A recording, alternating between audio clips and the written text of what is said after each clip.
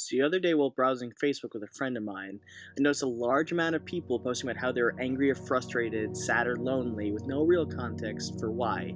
It's almost as if they're fishing for attention. Not that anyone does that, right? So what I'm now retconning to be a social experiment, but was in reality a bit of schadenfreude, I posted my status to be feeling lonely. Now, within 2 minutes, two friends of mine got a hold of me. One of them posted on the status, reaffirming that I was in fact loved, and the other person actually texted me on my phone, making sure that I was okay. Now, side note, I mean in no way to downplay what they did. I really appreciate their friendship and the fact that they actually reached out to me. It's great to know that I'm loved by them and others. What struck me is this: we're social beings. We need community. Side note again, this is why some animals are actually scientifically smarter than others. Animals that understand how to act in a pack and community are smarter than those that can't, which is why definitively dogs are smarter than cats. We have such a strong desire for community, but it's so easy to be isolated. Why do I need to call my friend in Sweden when I can easily keep tabs on him without actually having to put in any effort? And it can be incredibly difficult to rise above the endless torrent of baby pictures and what people were eating for lunch and baby pictures, and song lyrics with no context and baby pictures, and bad BuzzFeed articles with titles like 8 reasons to be shocked that your heart is so broken because this or something else happened in the 90s because cats, and baby pictures. Can we give it a rest with the baby pictures?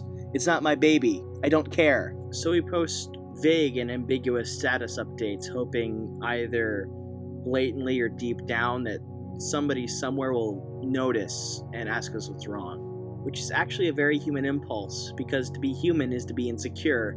Anyone who tells you otherwise is bluffing to mask their insecurity. But this, to me, more than anything, cries out that we need to take an initiative and reach out to other people to interact with them in real time and space, because we are slowly losing the art of community and conversation. When I first started out at Starbucks Barista Inc., there was a customer who came through the drive-thru every day. His name is Bob, and he would get a grande hot chocolate and a warmed-up chocolate chip cookie. Bob made eye contact with and actually interacted and listened to everyone who was at the window. I love Bob. But he creeped some people out, and I couldn't figure out why, and then it hit me. People he creeped out the most were the ones who spent most of their time with their eyes glued to their phones, waiting to see if somebody else had sent them a text. He was actually interested in our lives, and some people couldn't handle it. There is an art to actually spending quality time with one another, and I think we've lost it. Have you ever noticed that you'll be hanging out with friends, but you're not hanging out because everyone's on their phones, checking Facebook? Now, I'm not trying to say that technology is bad, or that social media is bad and you shouldn't use it.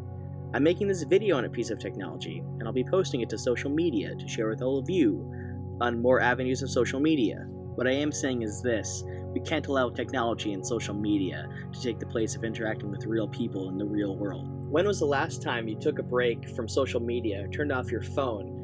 When was the last time you experienced the great outdoors without posting it to Instagram? What's the worst that could happen if you turned off your phone for a day? Or even just half a day? Have you ever experienced deep anxiety because your phone ran out of battery? Anxiety based on what? Missing out? Missing out on what? Life is grandiose in scale and microscopic in its complexity, breathtaking in its beauty, and occasionally sickening in its ugliness. It is ever-changing, ever-evolving, sometimes for better and sometimes for worse, but it's definitely going somewhere. Now, in the twilight of our lives, the things we're going to remember and look back on with fondness are the times we spent with people we actually care about, not tweets or Tumblr posts.